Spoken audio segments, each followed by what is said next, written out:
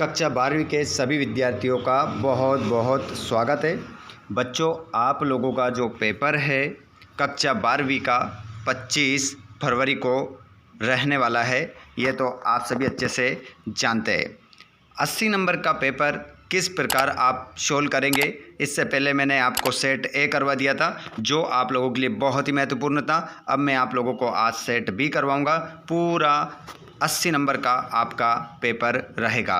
तो सभी विद्यार्थी अपने वस्तुनिष्ठ प्रश्नों को, जैसा कि आप सभी जानते हैं, मैंने आपको 1 से लेकर तो कहाँ तक 23 तक फुल सॉल्यूशन करवाया था। ये वीडियो भी आप लोगों को फुल सॉल्यूशन के साथ मिलेगा। जी हाँ बच्चों, एक एक वीडियो आप लोगों को प्रोवाइड करवाया जा रहा है। तो आप सभी क्लास 12 के सभी बच्चे क्लास में जुड़ जाएं और अपने सभी दोस्तों को शेयर कर दें, जिसके माध्यम से आपकी तैयारी बहुत ही शानदार हो जाएगी 27 तारीख के लिए। अब बिना देर किए प्यारे बच्चों, हम बिना देर किए स्टार्ट करते हैं पूरे क्वेश्चन पेपर का सॉल्यूशन। क्वेश्चन कोई भी आपको छोड़ना नहीं है, सभी प्रश्नों को आपको फुल सॉल्यूशन करना है, एक एक क्वेश्चन को अच्छे से समझना है और आंसर आपको लिखना है। चलिए, तो बिना देर किए हम स्टार्ट करते हैं। जो भी विद्यार्थी वायरल पेपर के चक्कर में पढ़ रहे हैं, आप सभी से रिक्वेस्ट है कि इस चैनल पर आपको कोई भी आवश्यकता नहीं है आने की, क्योंकि यहाँ पर जो क्वेश्चन बताए जा रहे हैं पेपर में आए हुए क्वेश्चन और आने की पूर्ण संभावना जो क्वेश्चन रखते हैं वो क्वेश्चन आपको बताया जा रहा है।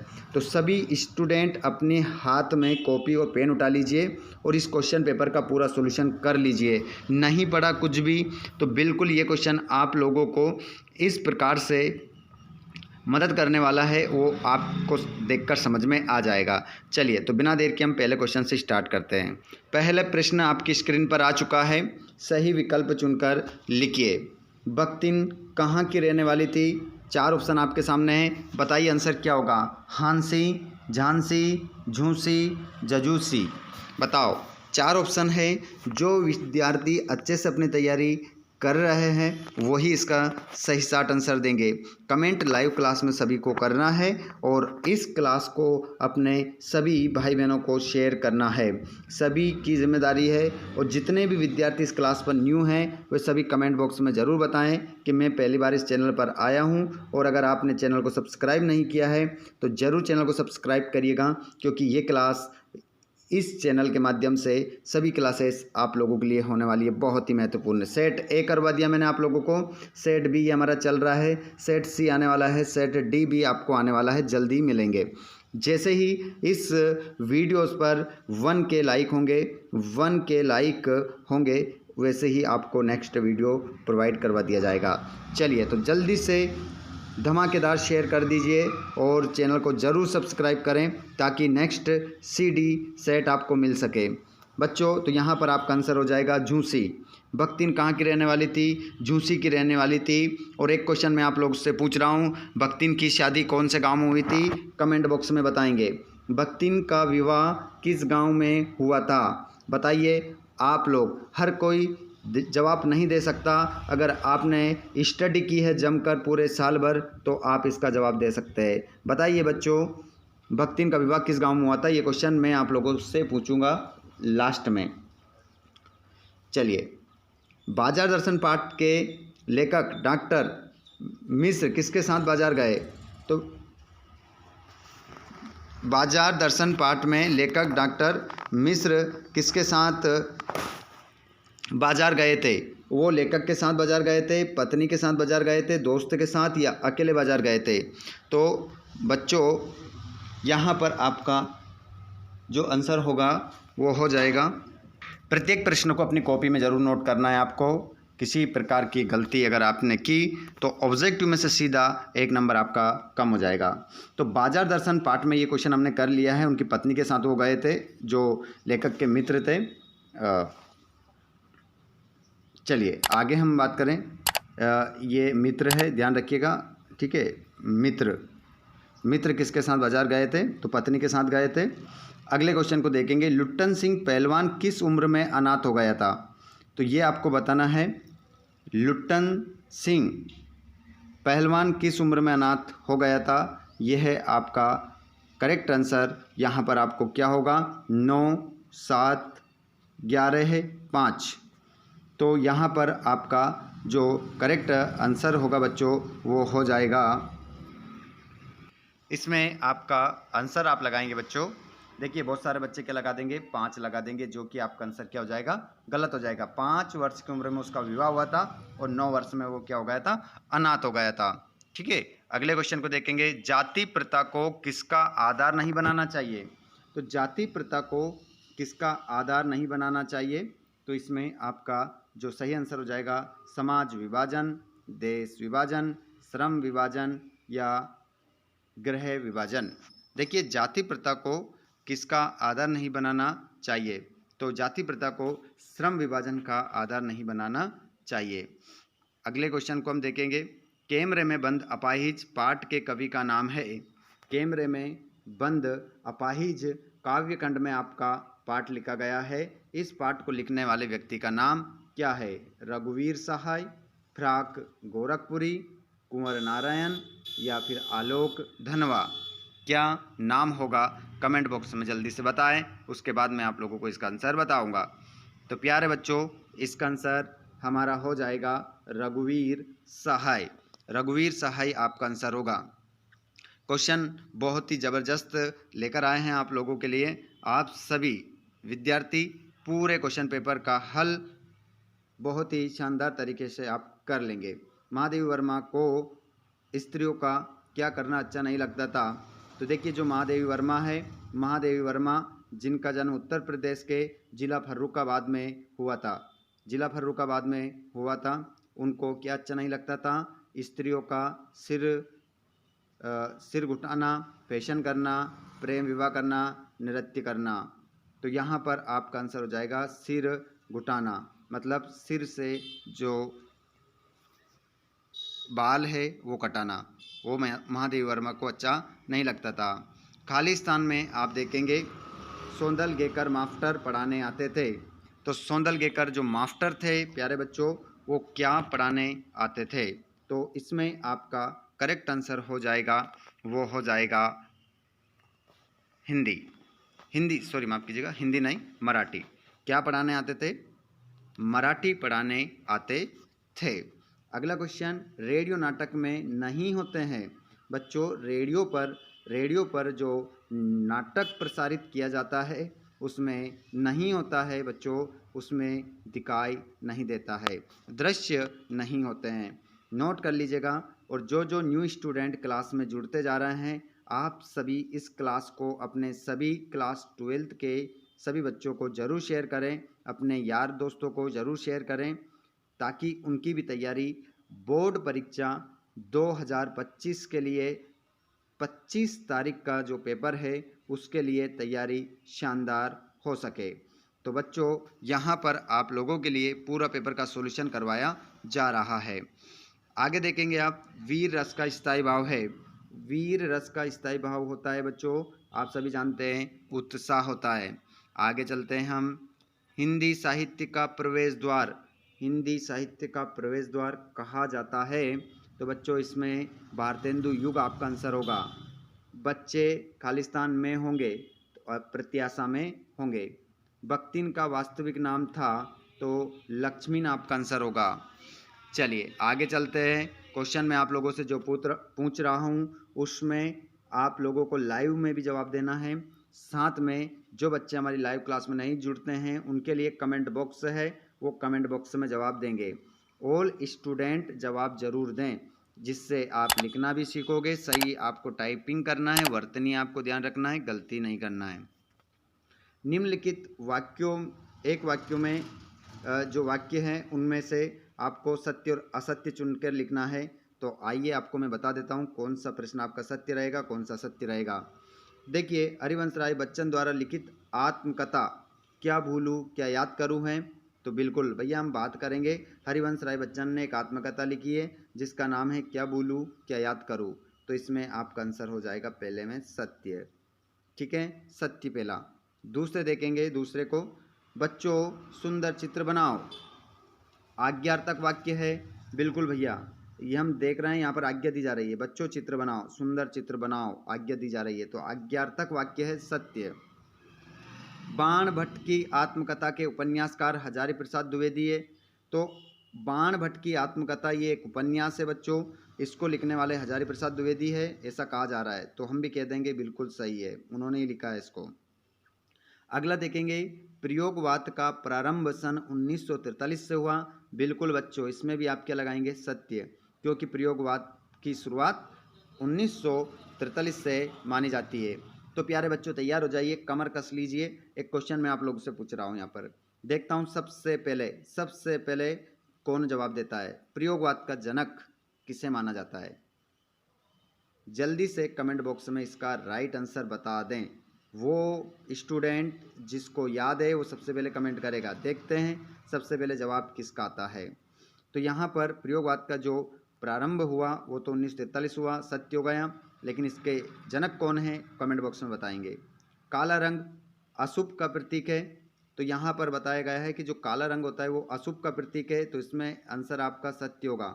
ठीक है, ये आपका आंसर हो गया। भारत की राष्ट्रभाषा हिंदी है, तो ये भी आपका आंसर क्या होगा? सत्य होगा। ऑल क्वेश्चन इसमें आपके ट्रू हो जाएंगे, सत्य हो जाएंगे। ठीक है, आगे चलते हैं हम अगले क्वेश्चन की ओर, जिसमें आपको क्या मिलाना है बच्चों? जोड़ी मिलाना है। एक जोड़ी गलत मतलब दूसरी भी गलत, 2 नंबर यहाँ से कट सकते हैं। तो जोड़ी को बहुत ही ध्यानपूर्वक जो जो आंसर आपको पहले आते हैं उनको आप पहले मिलाएंगे। जैसे आप सभी जानते हैं तुलसीदास को किससे मिलाएंगे? तुलसीदास ने एक पाठ लिखा है, ठीक है, कवितावली, तो इससे मिला दो। आगे हम बात करते हैं, हमें नहीं पता क्या आंसर होगा। जैसे पखवाड़ा, तो 15 दिन का समय। पुश्तैनी, पैतृक खानदानी। रघुवीर, सहाय, कैमरे में बंद अपाइज। कुंवर नारायण, कविता के बहाने। हरिवंश राय बच्चन, आत्मपरिचय। इस प्रकार आप जोड़ी मिलाएं और पूरे में से पूरे नंबर प्राप्त करें। ठीक है प्यारे बच्चों, ये हमारा क्वेश्चन नंबर 4 वाला सॉल्यूशन कंप्लीट हुआ। उसके बाद में आ चुका है प्रश्न नंबर 5, जिसमें हमें एक शब्द और एक वाक्य में उत्तर देना है। आइए तो देखिए, क्लास में स्टूडेंट जुड़ भी रहे हैं और क्लास को छोड़कर जा भी रहे हैं। ठीक है, अगर आप लोगों को अच्छे मार्क्स प्राप्त करना है तो क्लास को लास्ट तक देखकर जाना है। और आपको लगता है कि वास्तव में आप लोगों के लिए यहाँ पर मेहनत की गई है, तो क्लास को, सेशन को लाइक ज़रूर करें। और आप चाहते हैं कि आपके साथ आपके दोस्तों को भी अच्छे अंक आएँ, तो उसको भी आप शेयर करें। और आप चाहते हैं कि नेक्स्ट सी और डी सेट आपको प्राप्त हो, सी और डी सेट आपको सबसे पहले मिले, तो चैनल को आप सब्सक्राइब करके घंटी की बटन को ऑल पर अवश्य करें। ऑल स्टूडेंट और जो स्टूडेंट न्यू जुड़ रहे हैं वो कमेंट बॉक्स में ज़रूर बताएं कि हम न्यू हैं, पहली बार इस चैनल के माध्यम से अपनी स्टडी को जारी रखा है हमने। चलिए तो प्यारे बच्चों, आ चुके हैं हम पहले क्वेश्चन की ओर। समाचार के अंतर्गत किसी घटना का नवीनतम और महत्वपूर्ण पहलू क्या है? इस क्वेश्चन को आपको बहुत ही अच्छे से समझना है, गलती नहीं करना है किसी प्रकार की। समाचार की बात हो रही है, समाचार के अंतर्गत किसी घटना का नवीन, है ना, नवीनतम मतलब नवीन से भी बढ़कर, और महत्वपूर्ण पहलू क्या होता है? तो इसको हम क्या बोलेंगे बच्चों? क्लाइमैक्स। क्लाइमैक्स आपका इसमें आंसर हो जाएगा। क्लाइमैक्स आप राइट आंसर लगा लेंगे। गलती नहीं करना है किसी प्रकार की, ऐसे क्वेश्चन आएंगे और आउट हो जाएंगे और आपका एक नंबर यहाँ से कट सकता है। चलिए अगले क्वेश्चन को हम देखते हैं। नेक्स्ट क्वेश्चन को, शब्द गुण कितने प्रकार के होते हैं? बच्चों, शब्द गुण को हम काव्य गुण के नाम से भी जानते हैं और ये 3 प्रकार के होते हैं। शब्द गुण को हम क्या कहते हैं? काव्य गुण भी कहते हैं, ध्यान रख लीजिएगा। अब इनके जो 3 प्रकार होते हैं वो कौन कौन से होते हैं, आप सभी कमेंट में बताएंगे। जो प्रश्न आपसे पूछा जा रहा है उसका जवाब आप अवश्य दें अगर आपको याद है। चलिए आगे हम देखते हैं। सूत्र रूप में कही बात को विस्तार से लिखना अथवा समझाना क्या कहलाता है? तो इसको हम बच्चों कहते हैं भाव विस्तार कहते हैं, या भाव पल्लवन भी कह सकते हैं। भाव विस्तार या भाव पल्लवन कहते हैं। अगले क्वेश्चन को देखेंगे। तुलसीदास जी ने रामचरितमानस की रचना किस भाषा में की है? तो इसका आंसर जो होगा बच्चों वो हो जाएगा अवधी भाषा में की है। तुलसीदास जी ने रामचरितमानस जो उनका महाकाव्य है, इसको उन्होंने अवधी भाषा में लिखा है। चलिए नेक्स्ट क्वेश्चन देखते हैं। कवि ने अपने खेत में कौन सा बीज बोया? तो कवि की बात हो रही है, उन्होंने अपने कागज रूपी खेत पर शब्द रूपी बीज बोया। कैसा बीज बोया बच्चों? शब्द रूपी। भूल मत जाइएगा, कुछ और मत लिख दीजिएगा, नहीं तो आंसर आपका गलत हो जाएगा। क्वेश्चन क्रमांक 6 वाला, चांद सिंह के गुरु का नाम क्या था? तो बताइए बच्चों, क्लास में इंतजार कर रहा हूं मैं आप लोगों का, क्या होगा बताइए जल्दी। देखता हूं सबसे पहले जवाब किसका आता है। बिल्कुल बच्चों, आपका चांद सिंह के जो गुरु थे, जो पंजाब से पहलवानी सीख कर आए थे, उनका नाम था बादल सिंह। बादल सिंह आंसर हो जाएगा। ठीक है, बादल सिंह आपका आंसर रहेगा। मोहनजोदड़ो नगर कितने हजार साल पुराना है? तो इसमें आपका आंसर होगा 5000 साल पुराना है। चलिए अब हम बढ़ जाते हैं अगले क्वेश्चन की ओर, जो हमारे सभी क्वेश्चनों का सॉल्यूशन हम देखने वाले हैं। तो मैं यहाँ पर आप लोग स्क्रीनशॉट ले लेना क्वेश्चन का, क्योंकि यहाँ पर मैं आप लोगों को 6, 7 और 10 तक ऐसे क्वेश्चन एक साथ करवाऊँगा। कवि के अनुसार संसार में किस व्यक्ति का महत्व अधिक होता है?